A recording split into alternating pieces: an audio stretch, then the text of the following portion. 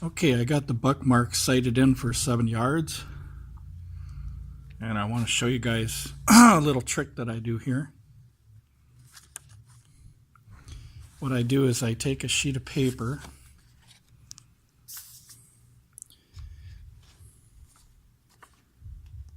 and I put the sheet of paper right inside that groove right there, and then wherever the wherever the rear sight is, right here, you can tell the difference between 7 and 15 yards is only about 1/8 of an inch.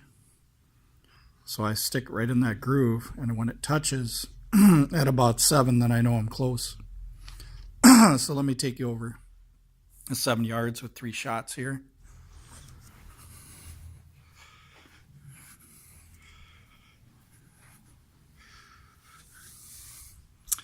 And you can tell that if I fire more shots, they're all pretty much going to be zeroed out at 7 yards here.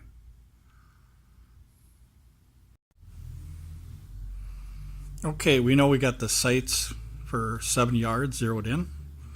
Another thing, if you're shooting indoors, this actually helps too, a spotting scope, because it is hard to see down there.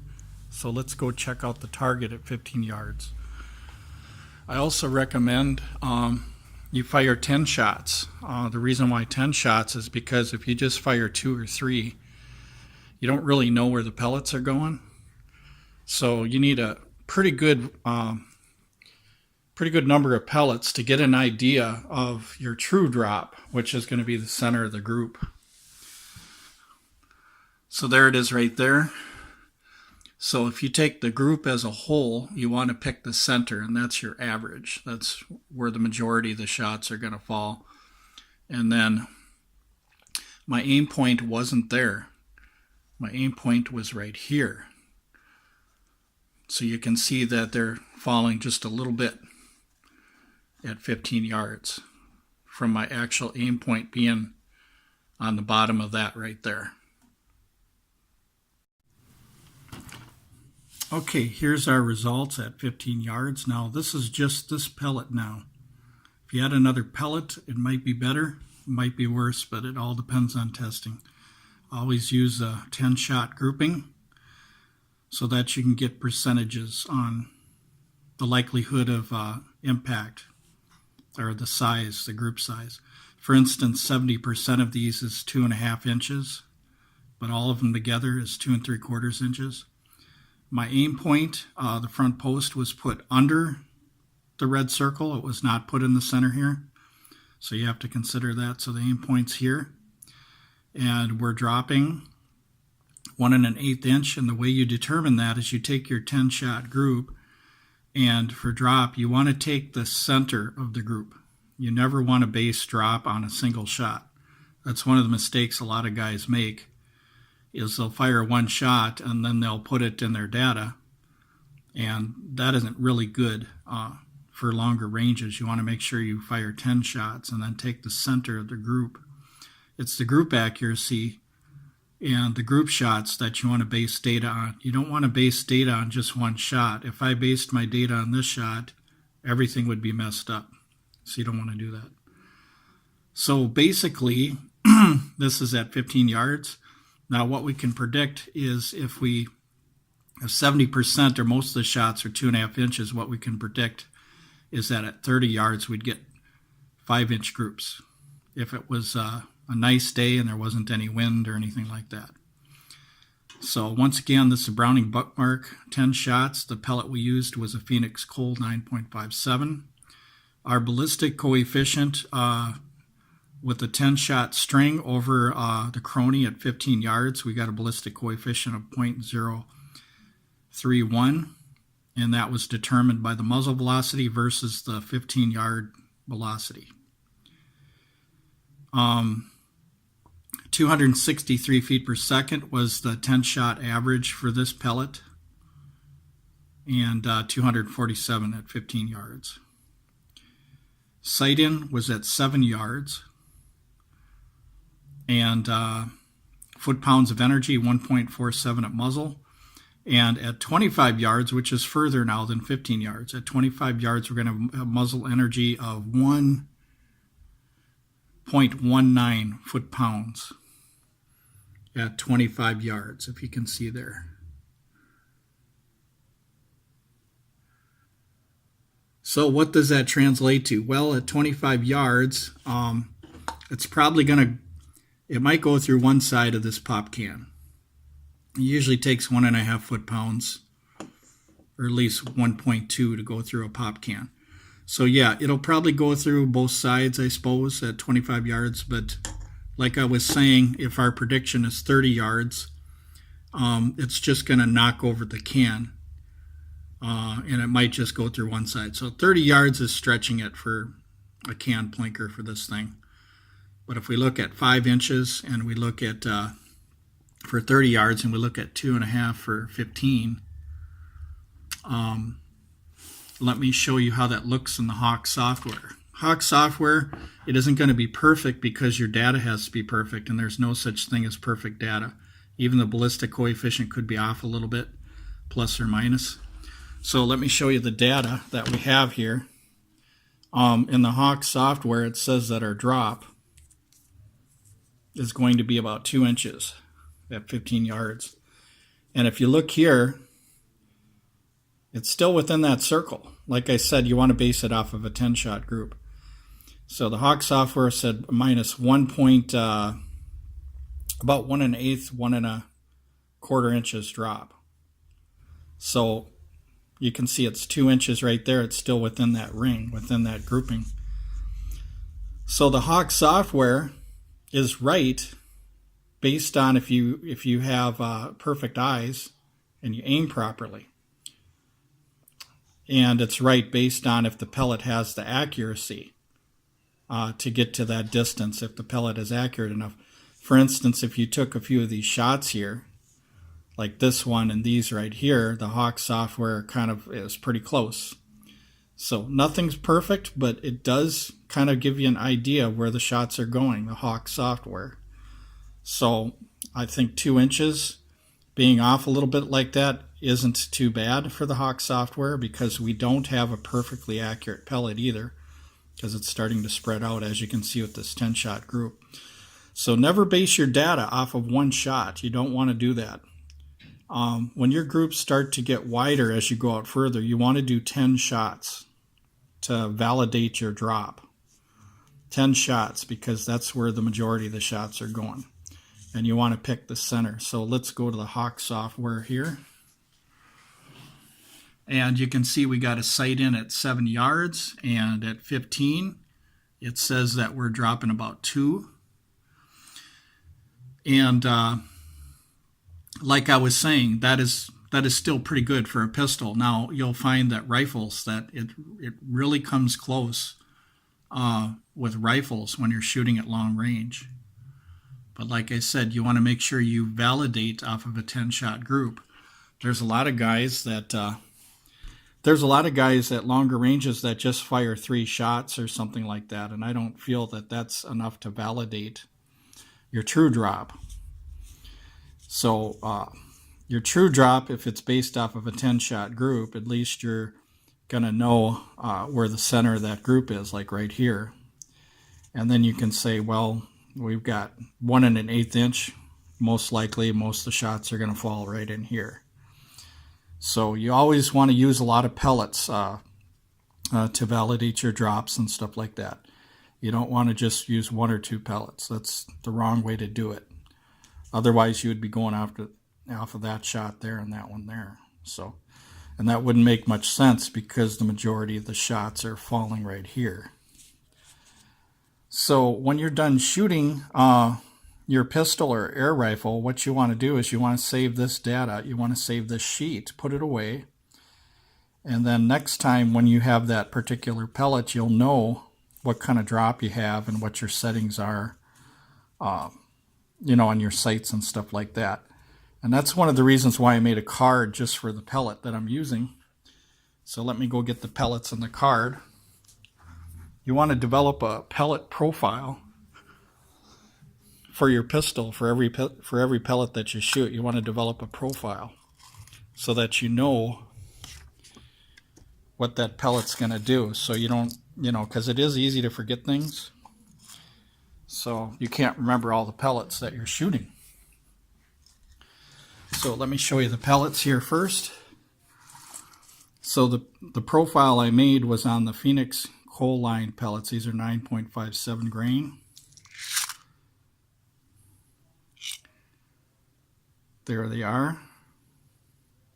Very good pellets. The skirts, I love them. They don't really have too many dented skirts. I think they're better than the Crossman and the Gammo pellets. They're about $8.99 for 500. So if you look on the back now, for instance, this card was made up for a 9.57 grain pellet, and you see I have all the data on here.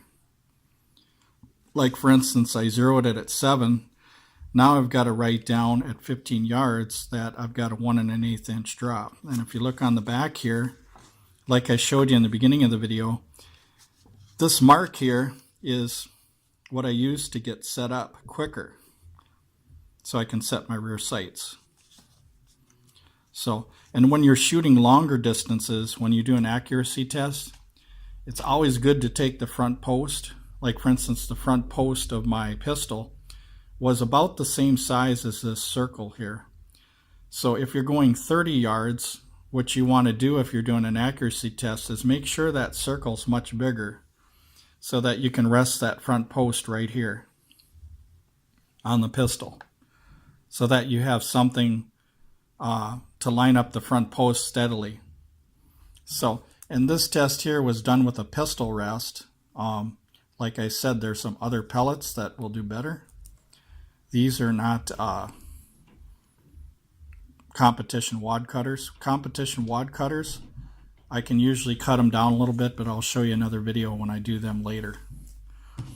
So when you shoot this gun now, you just pull out this card and it tells you everything about the pellet and everything like that, and the accuracy, potential, things like that. So keep track of your data on your pellets for the pistol or for the rifle that you're shooting. And then once you do this over and over again, say throughout the year, if I did this 10 times, then all I would do is I'd take all the shot groups, all the 10 shot groups that I did, of 10 shots each, and then you can have another percentage so that you can work out what your all-time average is for that pistol. All-time average would be like if you did this 10 times in a row and you had 2.5 inches 10 times, well then your average is 2.5 inches. Groups would be 70% of your shots. So that's what I'm saying. It's kind of like a batting average in baseball. It's like you shoot it over and over and over again, and that's what you guys should do with your air rifles and air pistols. You want to shoot the same pellet if you can. Shoot all the pellets in the tin with that same pistol so that you can get a really good average that you can look at, and you can compare to your other competing pellets that you want to put in the pistol to see if they're much better than this one here. This one here is a general plinking one though. You look at 15 yards here, you know, you can place a pop can over that right there. And if we take her out to 30 yards, let me show you what 30 yards would look like. So let's pull out 5 inches on this thing here. Now once again, you're not going to have much muzzle energy at this distance. But as you can see, if your cluster of shots is 5 inches wide, there's a good chance you're going to hit that can still at 30 yards. You might just knock it over. It might not go through. But and then when we're talking holdover now, your holdover is going to have to be 10 inches, or not exactly 10 inches because the can takes up about 4 of that, or 4.5. So let's roll out 10 inches drop here at 25 yards. Put the can on the bottom of the 10-inch drop. And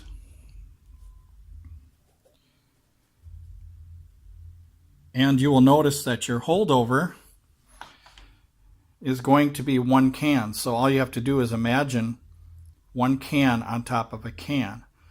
So if you put your front post if you put your front post somewhere like right around here, then you're going to hit the can. So you have to remember that. You have to aim a little higher. So right around in here, if you want to hit right there. So that gives you some idea. Now, if you guys put on a red dot sight that's 5 MOA, you're going to hit this can at 35 yards or more. But like I said, if you're at 30 yards and you got 5-inch groups, you could push it out to 40, but then 40, you're going to probably have maybe a 6-inch spread or something like that. So I'm just saying, in general, this pistol for red dot sight would be a maximum of about 30 yards, and for regular sights, about 25 is your max, pretty much. For usefulness of the pistol is what I'm talking about. So, but anyway, thank you guys for watching the video. And also, just to let you know, for center to center, I use these stencils. These come in real handy here. So these stencils have dimensions on them. And all you got to do is put them down on here over your shot, center to center, and you can kind of just draw a circle and stuff like that.